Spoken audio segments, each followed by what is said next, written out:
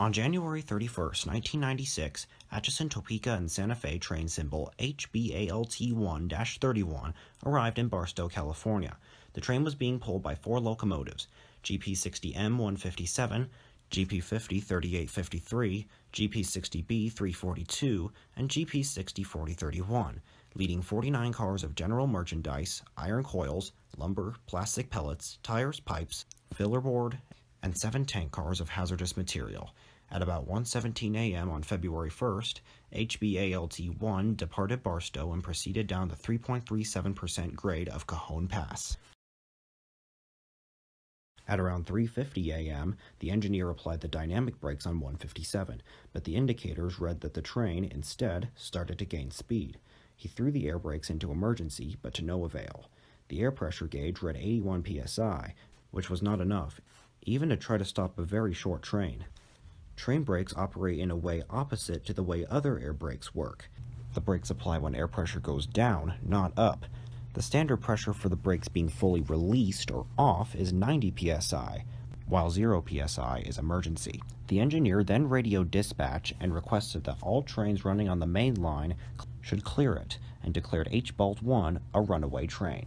A flat car, which was the 16th car in the train, ATSF 90033, had a kink in its air hose, causing not enough cars to apply their air brakes, and despite emergency brakes being thrown on, it was not sufficient enough to slow down the entire train due to this kink.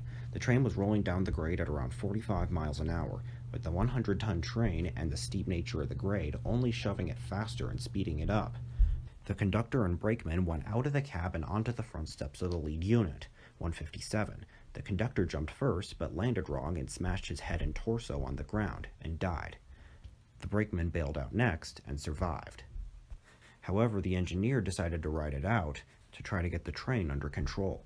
He put the locomotive engine into reverse in an attempt to slow the train down at milepost 60.4 on the Cajon subdivision. Seconds later, he felt the engine's weight shift to the right. He ducked down on the floor of the cab and braced for impact. At 4:10, the train flew off the tracks and into a dry creek bed below a sharply curved trestle bridge. The 4 locomotives and 45 out of the 49 freight cars derailed and turned over onto their sides, impaling themselves into the sand near each other. The lead engine, 157, skidded onto its right side, coming to rest about 70% intact. The rest of the train was crushed into about 100 to 200 feet of wreckage and debris. The tank cars carrying the hazardous cargo then exploded and set fire to the pile of wreckage, near the brakeman, who later died of carbon monoxide poisoning. The engineer survived the wreck, albeit with serious injuries. He climbed out of the cab of the lead locomotive and was helped by 2 locals who heard the wreck unfold.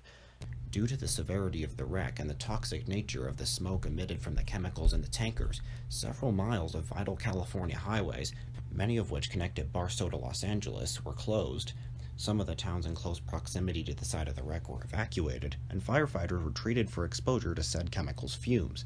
The damaged tank cars posed a threat of a BLEVE, or boiling liquid expanding vapor explosion, so many more stretches of LA to Barstow freeways were closed down for hours more, and a lot of other people within a certain radius of the wreck were ordered to evacuate. Today, a memorial stands at the site of the crash, reminding us of the incident, as well as the other 2 wrecks that occurred on the same line, the first in 1989 and the second in 1994, and how much trouble train crews had and still have descending the steep and treacherous grades of Cajon Pass.